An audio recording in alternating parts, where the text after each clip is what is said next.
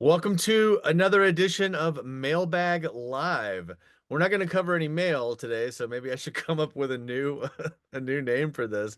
But long story short, today we are joined by Matt Douthit. Matt is a native of Dallas, Texas. He could be a JFK assassination tour guide. He basically is. He knows all the landmarks there, and we'll look forward to talking more about that here today. I met Matt in Dallas last fall, and I was able to get one of those world famous guided tours. Matt's one of the experts on the JD Tippit murder, which we'll also talk about today. And maybe most interesting to me about Matt, and this is kind of how I first became aware of you, Matt, is that he's not afraid to poke the bear, as they say. He likes to go where there is pushback, and he's one of the loudest Warren Report critic voices in a few of the sort of higher level pro official story Facebook groups. So anyway, he's always just going in there, throwing bombs, talking trash, backing it up with facts. It's good things. Um, I usually end up disagreeing with those folks, but they do bring their receipts, and they just have a high coincidence threshold, I suppose. But at any rate, Matt and I are going to chat for a while, then we'll open it up to questions and comments a little bit later. But yeah, Matt, welcome to Solving JFK. How are you doing? Thanks for having me on. Thanks. It's an Yeah, honor. right on, man. Right on, right on. How long have you, what got you down this route? Well, basically, I was about 12 years old, and I was slowly getting into the Lincoln assassination I had asked my mother. I said, "Do you think we could go to Ford's Theater?" And she said, "That's kind of a tall order since we live in Dallas, but we can go right down the road to the Sixth Floor Museum." And I didn't really get the whole experience overall, but I did quite a few years later for the 50th anniversary. That's when I really started to get into it. I was 17 years old back in 2013, so that's how I got into it. And I was into the medical evidence for quite a long time. Still am, but decided to do go on to the Tippit murder Yeah. because because there's a famous quote by Penn Jones that says, "Pick one aspect that's not studied a whole lot, and just go for it. Research the heck out of it." Yeah. Yeah, and I'm glad so many people did that because my perspective has been a little different. Mine has been be an expert at nothing and find out what the competing experts have said that have done the research, So Yeah. um let's talk a little bit about this tour that we did when we were in Dallas for the conferences around the anniversary. If you guys have never been, there's always, conferences in Dallas pretty much every year at the anniversary of the assassination. There's a few different organizations. Kappa used to always put on a big one, but theirs was a lot smaller this year. Lancer put on one this year, and then there's another one too, the David Denton one as well. But anyway, so we had a tour with several other researchers, Paul Blow and Andrew Eiler, my co-authors from Chokeholds were with us as well. And a few of the things that really jumped out to me from that tour map, um, when Oswald went, so he comes out of the building and he goes, what, 5 or 6 blocks? He turns left when he comes out of the school book Seven depository. blocks. 7 blocks. 7 blocks down Yeah, the street. yeah, So in my mind, I think I had always thought, oh, he goes down maybe like a couple, 2 or 3 blocks. And I know I've read it and yeah. whatever, but to have done the walk, I mean, you're talking about what, like half a mile, like 6 minute walk to get there? Yeah, I timed it and it was like 8 minutes, and I was see Uh-huh. that's the whole thing. You have to never take things at face value. You have to check things out. So people just say, "Oh, well, it's a, 6 minute thing." It's like, and you walk it, it's like, "Oh no, it's actually 8 minutes." And then, once you start pulling that thread, then you pretty much have to question everything. Right. No, that's It just definitely true. all starts coming undone. So. All right, so he goes up there and he gets on this bus. which by the way, Stuart Reed takes a picture of, and that's the same guy that takes a picture of Oswald coming out of the school book of the Texas Theater being arrested. One of the Exactly, pictures. exactly. So Um, Coincidence, perhaps. Seem to be a lot of those going around. I don't know. yeah, But anyway, so so then he gets off of the bus, and the point at which Oswald got off of the bus is actually still several blocks north of the school book depository building, right? yes. Yeah, so so a lot of people don't know that the bus that he gets on is coming back towards the school book depository. So that does not make sense at all. Yeah, and I know this is like basic elementary stuff for people who have studied the case. So I'm just saying, you don't appreciate the fact that wait a minute, this dude went like 7 blocks up the street, and then he gets off way far in advance of the school book depository building to switch over to the cab, and then so we continued our journey across over to Oak Cliff to the the route that the cab would have taken, and then we went to Oswald's rooming house and drove past it. What, another 5 blocks, which is what the cab did. Is that about Yeah, right, or was it 3 or 4? I don't yeah. know. So basically, the one report claimed he left work at 12:33, walked 7 minutes, boarded a bus at 12:40, got off 4 minutes later at 12:44, walked 4 minutes to a cab, 12:48, was driven six minutes to his neighborhood, 12:54, and then backtracked and walked 6 minutes to his rooming house, arriving there at exactly 1 o'clock. People just, take, like I said, just take these times as gospels. But you know, I think, from the leaving the depository to arriving at the rooming house, I did all that. I timed all that, and you were also with me as well when we did that. I think I arrived at like 1:04 to like 1:06 p.m. Not 1 o'clock on, not 12:59, 1 on the dot. And Right, right, right.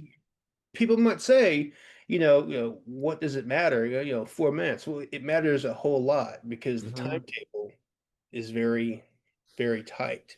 Right. Every single one of those minutes is disputed. It's like, Yeah, I think if you look at the Warren Report's language itself, it's like 104 or 105 is the reasonable inference to make, but some people want to say it's like 102 is really you're battling over all these these yeah. minutes, as you say.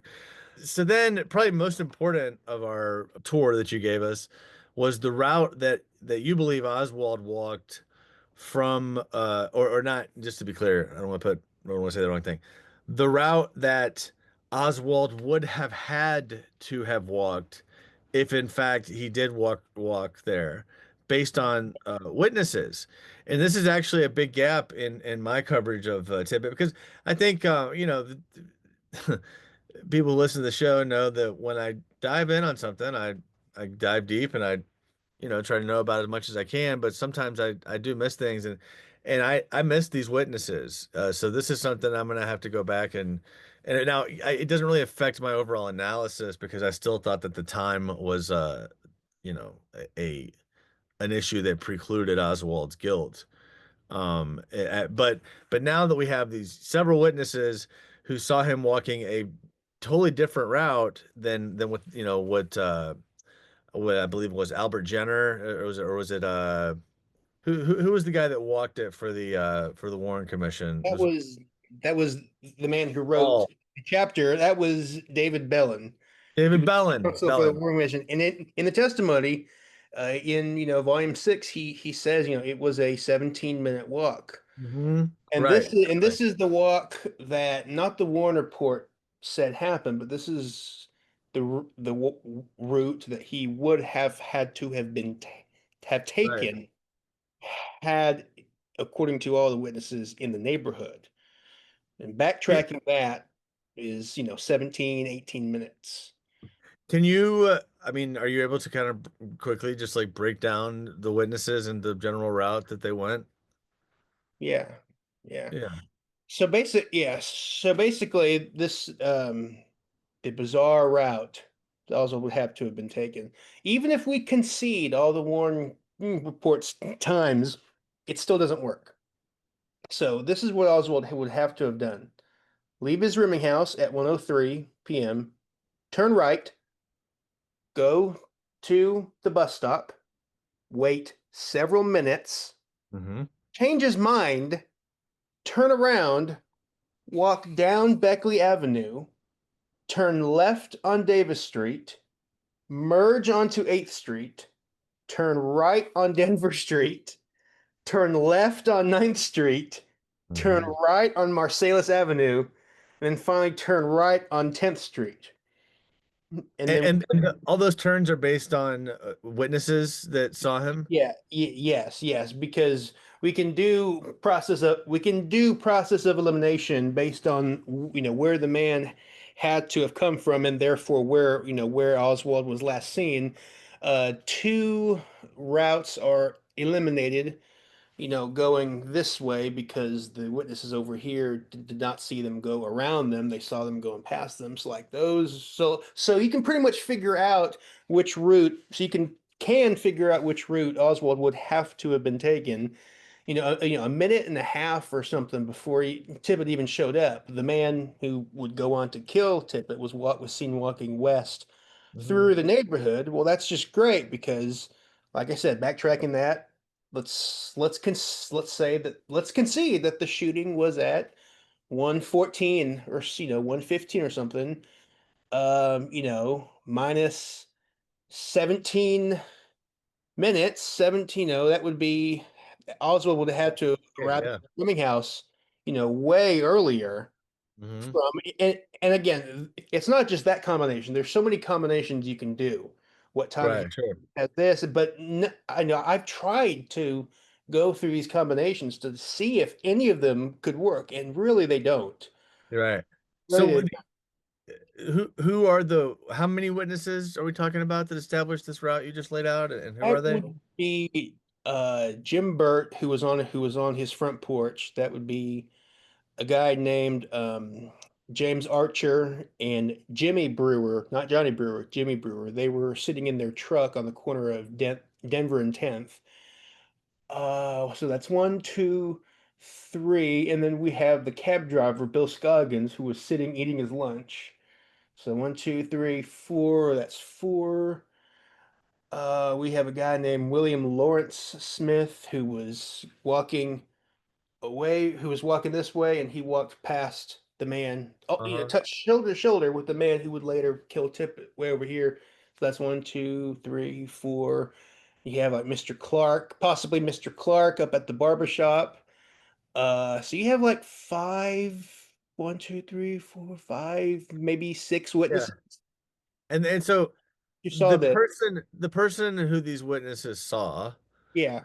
because most of those people did not witness the shooting, I don't believe, that you just laid out. Jimmy Burt, I think, did. Jim Burt witnessed the shoot. Yeah, that's the thing. It depends on what you mean by witness the shooting, because a lot of people had stopped to see what was going on, the man talking with the car, and then they continued what they were doing, either Sure. continued eating their lunch or continued going into their house or whatever. So really only two people witnessed the from beginning to end. I wouldn't say I see that's the thing. We always hear two people witnessed the murder itself. Helen Markham, Donnie Benavides. Really, five witnesses saw the murder happen. That would be Domingo Benavides, Helen Markham, Jim Burt, Bill Smith. One, two, three, and What about Bill Aquila Clemens? Scoggins. And Bill Scoggins. So it's Yeah. like I'm not sure why people say, "Oh, only two people saw the murder." It's Well, like don't you also have Aquila Clemens that saw it? she did as well. Because like I said, if someone is like looking away and then they hear shots and then they look and they see half of Yeah, the shooting, they see right. the shooting. So, So, they see the sorry. shooting. So I'd say six people, plus a woman named Anne McRaven who was watching from her window. So really about seven witnesses saw the murder. Okay. Seven. And the man who was seen by these witnesses walking this route that you're talking about. How many of those witness statements were like, it's not like those statements are laid out equally perfect, equidistant along the route from Beckley to the Tippit murder scene. No, no, no. So are most of them, my question is, are any of those witness statements closer to the rimming house, or are most of them pretty much bunched around the murder scene? Most of them are bunched around the murder scene, correct. But like I said, we can backtrack to and eliminate routes that Oswald would have taken, and we can settle on the route that he would have had to have been taken. The Warner report said he walked the quickest way there, which would be going east, not coming west. Well, if that was the case, then all these witnesses over here would not have seen the guy walk past them, 5 or 6 witnesses. So, Right.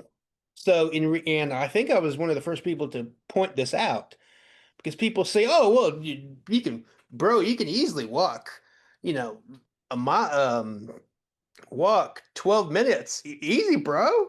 It's easy, bro. What Yeah. are you talking about, bro?" That's like, no, you can walk 12 minutes, but you have to account for these other witnesses. So, I think I was the first one who really rang the bell on that, and then automatically, uh, the Lone Nutters, the Warren Commission defenders started saying, "Well, maybe he did walk the quickest way, walked all the way up here, and then came back, and then turned around and came back." Right. And I was like, "Well, that can't work because in like 90 seconds." Uh-huh. Like, well, that can't work because all these witnesses over here said they didn't say anything about a man walking this way and then walking this way again in 90 seconds. They just said they were outside doing their own business and they saw Uh-huh. one man coming this way. That's it. But that So man, they don't know. They just saw a man walking. They they don't just know saw a man. Yeah, they saw him. that man is the man that fired shots. That is the man they saw Same. walking past them would Uh-huh. later shoot Tippit. Okay. Yeah, nine So minute later. So. Join us at patreon.com/solvingjfk for the rest of this episode.